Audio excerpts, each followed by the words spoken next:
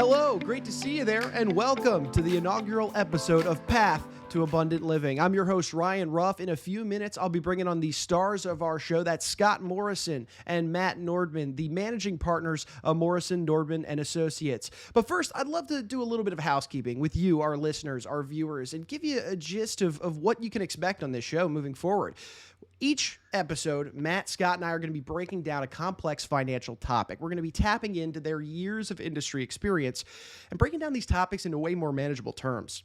I mean, let's face it, financial discussions, wealth management discussions, they are loaded topics. There's a lot to unpack within these topics. And at the end of the day, these are dollars and cents. These are black and white numbers that really mean a lot to us. So luckily, we've got their expertise that we can lean on to help us through some of these conversations. And we've got a great episode to start with you today. Really a topic that can apply to just about everybody in one way, shape, or form. So with that, let's go ahead and bring on the stars of our show, Mr. Scott Morrison and Matt Nordmann. Guys, great to see you. Great to have you here. Thanks for coming aboard today.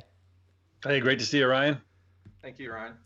Yeah, well, hey, look, the name of the show, Path to Abundant Living, that's really what we are trying to get our listeners, our viewers on that path towards. So first topic of the day, it really is as I had mentioned just a moment ago, it is an all-encompassing topic. It's one that people should be really considering at any, step in the road towards that path to abundant living, especially given the climate in the last year. I mean, you want to talk about uncertainty? You want to talk about tumultuous times? Think about the last year, the COVID-19 pandemic, the uncertainty around the presidential election and what that could do to the market. There's just so much out there that we just weren't certain of. So naturally, we're keeping our dollars and cents close to our vest. We're trying to find ways to make smart, educated decisions. But hey, that's tough to do sometimes when you're on your own. And luckily, we've got you guys here to help us with that today. So guys, with everything going on, really politically, economically, like I mentioned, there are a lot of affluent families today that are worried. And they're wondering if, they are making the best decisions for their finances, for their money, for their family. So let's start by talking about what people can be doing right now, to protect their money and give them a little bit of peace of mind when it comes to their finances. What can they be doing? That's a great question, Ryan. And you touched on it, that there's always political, economic, and social uncertainty in the world. And this past 12, 14, 16 months is no different. And you can always point to something that's happening in the world in each of these areas, and sometimes we approach the cliff and it looks like we're going to go over, and so naturally we're like, okay, what if anything should I be doing? And so I have a plan in place, or if I don't have a plan in place, it's like, okay, maybe what you should be looking at is a stress test, and a stress test is where we talk about the super rich, 500 million and above. They're constantly playing the what if game, and in light of everything that happened in the world this past year, a lot more people are saying, well, what if? And it's not just those things in our own lives. Maybe we've lost a loved one, or if you have a business, there's a potential of a lawsuit, and what should I be concerned about? And kind of looking at all these different areas and saying, okay, is the plan that I have in place, am I 100% confident that it's going to get me to where I need to go and achieve all that we're trying to achieve? And if it's not, then maybe a stress test might be right for you. Sure. So Matt, it sounds like this stress testing process is really, something important to consider, and it's something that the super rich are commonly doing and practicing to help them ensure that their financial management is on track, ready to make those big decisions whenever they come to those points. But why, in your guys' opinion, why is this such a valuable process that affluent families, should be considering right now, given all that uncertainty that's been going on in our world lately? Well, yes, 2020 has been a very stressful year, and much like anybody who would want to, have their doctor assess their health, you want to do that same thing with yourself financially. And I think that one of the things that we've seen is all of the emotion that's behind 2020, whether it be the pandemic, of course, has been a stressor. It's something that nobody can actually plan for. We don't necessarily plan for what those things are going to be, when they're going to happen. We just know that there's going to be uncertainty. And so we need to plan for that uncertainty. And much like the affluent people do, they want to give you lots of different hypotheticals of what if. And so with a stress test, essentially what we can do is we can can put together different hypotheticals, inject them into a plan, and see what those probable outcomes might be. I think one of the best examples also would have been given 2020 with the pandemic, you also had an election year coming up. You had a lot of different stressors in terms of where your political leanings lie and whether a new administration is going to change some things that you think is going to put potential stress on your plan. So we can do lots of different things there to inject different tax ramifications, for example. So it's all about the same reasons why you would go to your physician to have a stress test on your heart. You would do the same thing with your financial plan. Let's test for all outcomes, as many as we can think of, inject them into the plan, have some idea what those probable outcomes are, and then be able to put a plan together. Right. I mean, it sounds like a pretty comprehensive process, guys. At the end of the day, there are a lot of variables at play during someone's wealth management, asset management. So yes, like I said, it sounds like it is, a more complex or in-depth process that can be used to evaluate several different things. Matt, could you share maybe 3 of the main ways, if you will, that this process can be utilized? Yeah. So when someone is looking at their existing plan, the first way is, okay, here's the plan. Is it going to, and this is what we're trying to achieve. Will it get us to that point? And that's a pretty straightforward, and we're all that way, saying, well, this is what I'm doing, and this is what I want, where I want to be. Is it going to get me there? And then the other way is, okay, well, maybe there's a new strategy or a solution. You're talking with your friends or maybe another professional, and they're saying, hey, this is what you should be looking at. We all go to the party and talk to friends, and nobody pays taxes, right? It's, we talk to our friends and nobody, well, how are they doing that? And so maybe it's looking at something like that. And the third way is, which a lot of people also are concerned, is what am I missing out on?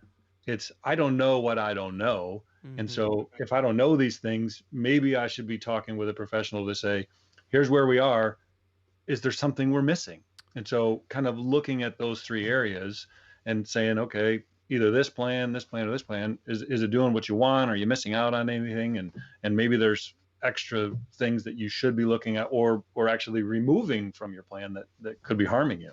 Sure. So Matt, as our audience is getting an education really on this concept of stress testing, could you give me maybe an example, of, and this could be real life or even hypothetical for that matter, of why someone was prompted to come into your office for a stress test? Were they worried about something in particular? What prompted somebody to, engage in this process? I'm going to throw it over to Scott because he has a fantastic example from this past year. Yeah, I mean, there was some significant legislation that was passed in this last year. Some of it even prior to the pandemic with the Secure Act, but then some legislation that passed in response to the pandemic called the CARES Act.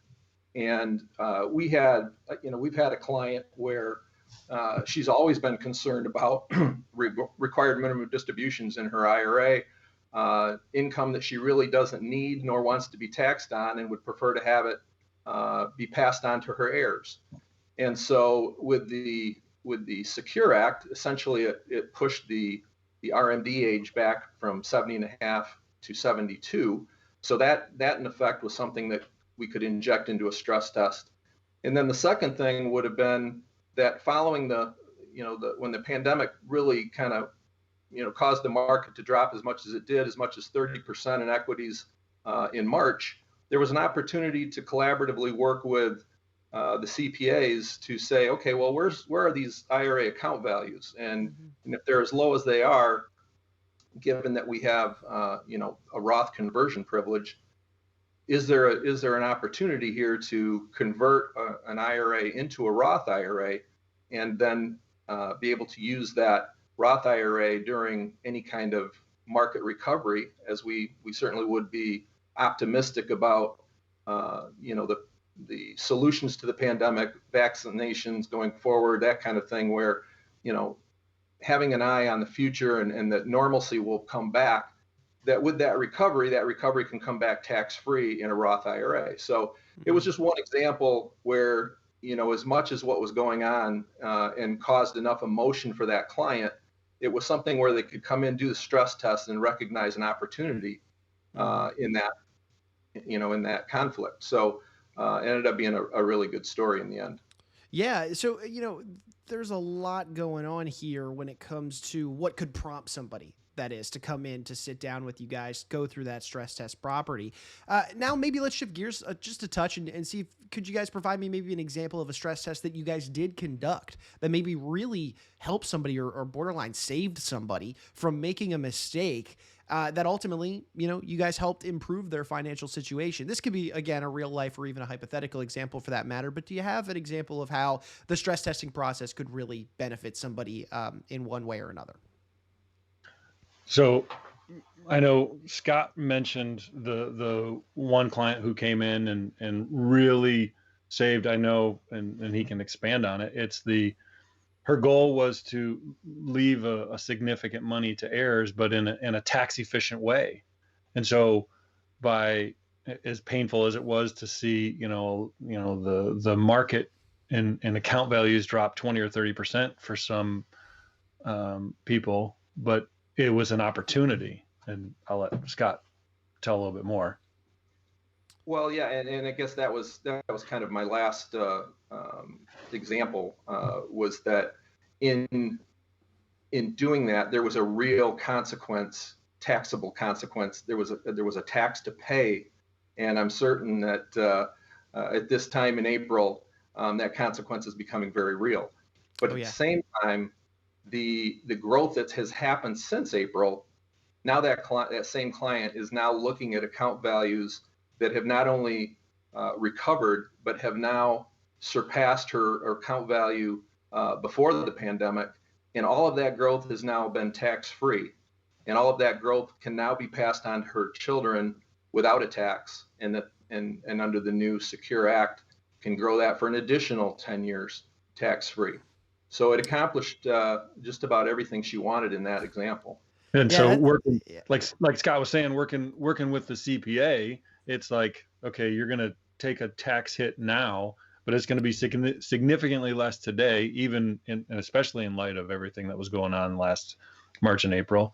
And now your kids are going to get all this money significantly more tax-free. Hey, and it sounds like this whole process never would have benefited that individual at the level that it did had she not come in to sit down to talk with you guys about this process. So, really the gist of the whole conversation today is regardless of whether or not you fit into that super rich category, that 500 million or more, this is still a process that can be utilized for anybody because in one way, shape, or another, it's going to help you. Guys, kind of to switch gears now into the inner workings of the stress testing process. Matt, I'll throw this one over to you. What are kind of the keys to making sure you have a stress test done well? I'm sure everybody's doing them. How do you do them well? So when you say everybody's doing them, yes, we are. I don't know if everybody is. Touche. So the biggest key is information, and information from both sides, but most importantly from you saying, we're going to ask a lot of questions and really getting really good information in that exchange to say, okay, what are the most important things to you? What are your biggest concerns? What are you trying to achieve? As well as, okay, yeah, account statements and those kinds of things. But it's really getting down deep in information and working together. Sure. Now we've heard about how the human element. I mean, we see just the human element coming into play in so many different businesses today. People want to feel like a human being. They don't want to feel like another number as another invoice for the company. So the human element plays a lot of roles in so many different businesses today. Now, in terms of the wealth management, or rather the stress testing process specifically, could you tell us a little bit about why that comes into play, the human element that is, and why it might be important to consider when going through the stress testing process? That's a really good question. So with what we see, historically, someone would hand you a risk tolerance questionnaire and say, well, Ryan, how do you feel about this if your account would, and so really what we want to know is, well, how does it affect me?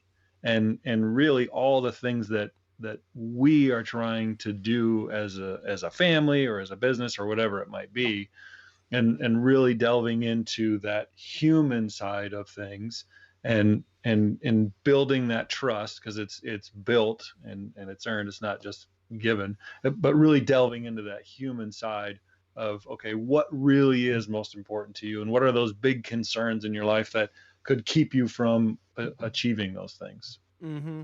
So it sounds like, really diving into the inner workings of your clients' lives, understanding, their, not only, of course, their financial situation, but their personal goals, their personal aspirations, the things that they want to do with their money and their life, for that matter, are going to play a role in overall wealth management as well as this stress testing process. So can we dive into what that conversation might look like? Really, how do you guys go about getting to the heart of your clients' goals and values, that is, to understand kind of what is most important to them? How do you walk that conversation? How does that happen? Do you want to start with that, Scott?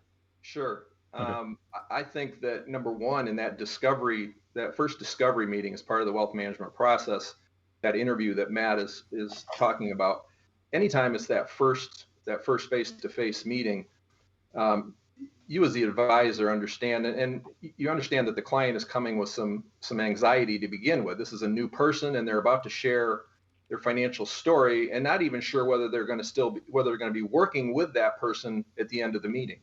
So it's one of those things where not only do we have a discovery meeting, if it leads to a relationship, that's great, and we have a platform from which to start planning. But even more importantly, we have a rediscovery meeting, which is probably as closely related to the stress test as anything else, because as that relationship grows and the vulnerabilities, within the relationship start to dissipate a little bit, then there's more trust there, and there's more sharing. And I can think of an example where, a client he and his wife presented to me initially with, well, do we have enough to retire on, and we'll be able to live comfortably? But as those, that relationship strengthened, what they really wanted to know was, do we have enough, and can we still take care of our special needs child? That wasn't as much of a discussion in the first discovery meeting. So it's kind of one of those things where, like any relationship, it has to grow. And with that growth, and there's more trust and there's more sharing. And so the stress testing can obviously kind of uncover some of that. And then planning, more extensive planning can be done for situations where it's not just about this husband's, and in this example, this husband and wife and their goals and aspirations for retirement for themselves, but how do they go about living that retirement with a reliable income stream, and also protect and take care of the well-being of their special needs daughter. It was great to help them through that entire process, and like Scott said, it built from building that trust and saying, okay, what are those most important things, and really delving into it, and it's worked out fantastic.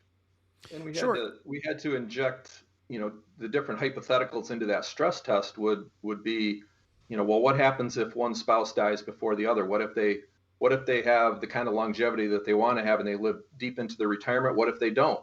How do each of those different scenarios play out given their current financial plan, for not just for themselves or their surviving spouse, but for their daughter?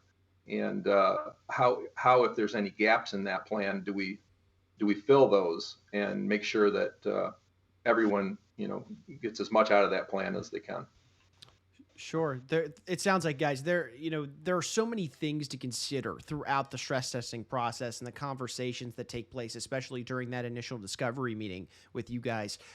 You're bringing up and asking questions to a client that the client hasn't even thought of, in a lot of these cases. And, in their mind, I mean, Scott, you hit the nail on the head where they're already coming into the conversation with a little bit of anxiety. I mean, some of these questions are only going to, reinforce that. But I feel like your approach, you guys really work with the individual to say, yeah, some of this is a little daunting. I get that. But let's go ahead and knock this out. Let's position you so that if this happens, we're okay. And if this happens, we're okay. That's really the gist of the stress testing process that at least I'm gathering from this talk today. So Yes.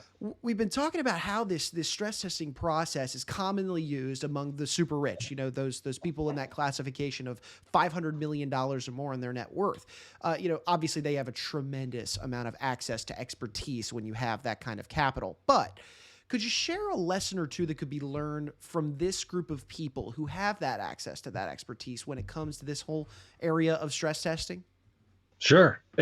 We see in the news all the time, when Aretha Franklin passes away, or Prince, their estate plan, while they're worth hundreds of millions of dollars, that they don't have. You would think, like you had said, Ryan, they have access to the top experts in the world, and yet their estate plan is a mess. And one example that I bring up all the time is used to be the owner of the Miami Dolphins. If you're a sports fan, his name was Joe Robbie, and built what was Joe Robbie Stadium in Miami with his own money. Didn't use the city or tax dollars or anything like that. And fast forward a few years, well, he passes away and had a little estate planning done, but ultimately the family had to liquidate and sell the Dolphins as well as the stadium and all this at rock bottom prices to pay at the time a $47 million tax bill. Well, the guy spends his whole life building this up, and within 2 years of him passing away, it was, I don't want to say wiped out, but a significant portion was wiped out. And so, take that from the super rich and say, okay, when you see someone who has, built up their family, and whether it's the family business or, I think of my own dad who passed away about 5.5 years ago. He was given from his parents a certain amount of money when they passed away. And he's like, I want to make sure that I, have that same amount or more to be able to pass on to what ended up being, myself and my siblings. It wasn't $500 million, I can tell you that. But to him, it was $500 million. And so that's the kind of the idea is, okay, playing that what if game of, okay, if these things happen, what should we be doing? Sure. It really sounds like at the end of the day, a conversation with the right people can save you, name the figure. I mean, that's Right. really the end of the day is a conversation with those that are, in a position to share their knowledge, their expertise, of this process, this whole area can really change your life for the better. And maybe it isn't necessarily an immediate change, but at least it's an immediate preparation for something that could come that is either expected or unexpected. So stress testing process, guys, to kind of, as we're shifting towards the end of our conversation here today regarding stress tests, why don't you guys, walk me through what that stress testing experience would look like? Let's, the game of hypotheticals here. Ryan comes into your office to sit down and talk with you guys about having a stress test. What might that look like? What might that feel like for, a client, a prospective client like me? What kind of questions do you lead off with and immediately start asking them when you meet the first time? Yeah, one of the first questions that we like to ask is, as a kid, 8, 10, 12, 15 years old, whatever it might be, what's the first lesson you remember learning about money? And so, and just asked this question a few days ago of someone, and he remembers his dad, when he was a kid, his dad would refinance the house, take the cash out, spend it, refinance. And he watched this go on for a number of times. But then it got to the point where then there was a little bit of a downturn in the economy, and next thing you know, they lose the house. And so fast forward, 10, 15, 20 years, well, this gentleman became a phenomenal saver. Well, you can point it back to, because he said, I watched what my dad did, and he said, I'm not going to do that. I'm never going to get myself in that situation. So the reason we ask that question is those things that you see as a kid and that you learn, they, believe it or not, whether consciously or subconsciously, we carry those forward into adulthood. And so then we get into, okay, what are your biggest concerns about money, and what's the best and worst financial decision you've made, and do you have pets? People sometimes they look as why do you care? And it's like, well, as we all know, some people love their pets. And for instance, there's a gentleman, he has a tortoise. Well, and I don't know if you know anything about tortoises, which I know Scott does because his brother-in-law has some. They live a lot longer than we will sometimes, depending on when you get them. And so do you have anything, and how important are they to you to care for them into the future? Mm-hmm. And so really delving into, what you had mentioned earlier, some of these questions, you're like, I'm not sure why, but it really plays into the decisions that you're making and what you're trying to achieve, and figuring out, well, okay, what am I really concerned about with right. what we're trying to achieve? All right, guys, to wrap things up here, you've asked the questions, you're gathering that kind of information from your client. What are they leaving with? What sort of analysis or assessment do they walk out the door with at the end of that meeting, or at the end of the stress testing process as a whole even? Well, essentially, after we've done a stress test, we've arrived at some not necessarily solutions, but we've certainly arrived at an understanding of where they are and whether or not it's the current plan is achieving what they hoped it would. We've injected a number of different hypotheticals that maybe hadn't been thought of before, and each of those has come to some form of a conclusion that we've now shared with the client.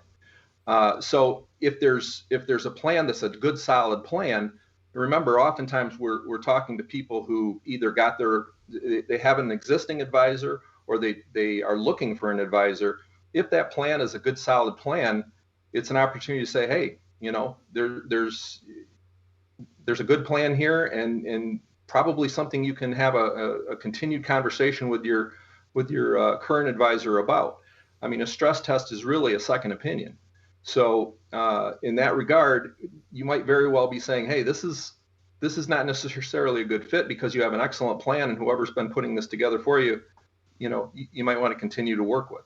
However, if there's gaps in the plan, then there's two different things that can happen. The gaps in the plan can then be talked about with the current advisor, or we can certainly make recommendations and provide solutions where there's an opportunity potentially to work with them going forward. So I would say that, primarily it's all about trying to find out if you're ahead, you're behind, or you're on track, and make, adjustments in that regard as a result of what you've discovered in the stress test.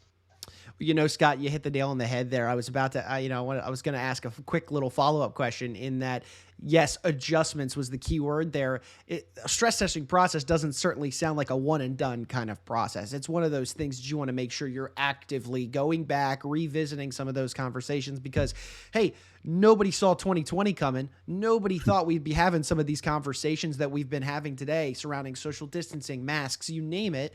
But all of that, it came and it happened, and we've had to adjust to it. We never saw it coming, but we had to react to it. And it sounds like, especially when it comes to your dollars and cents, you can't expect the dynamic to stay the same all the time. Different things are going to happen. You're going to have to save, you're going to have to spend, but the best we can do is consistently look back at the portfolio, look back at your numbers, and position yourself correctly. So guys, I really appreciate you sitting down with me for the conversation today. A lot of great information surrounding the idea of a stress test, what can be achieved by it, how the process goes, and the fact that it's not just a practice for the super rich. This is a practice that anybody can be utilizing. We're just taking lessons learned from the super rich, things that helped them, things that only benefited them from going through this process. So I appreciate you guys sharing this with our audience today. So thank you for that.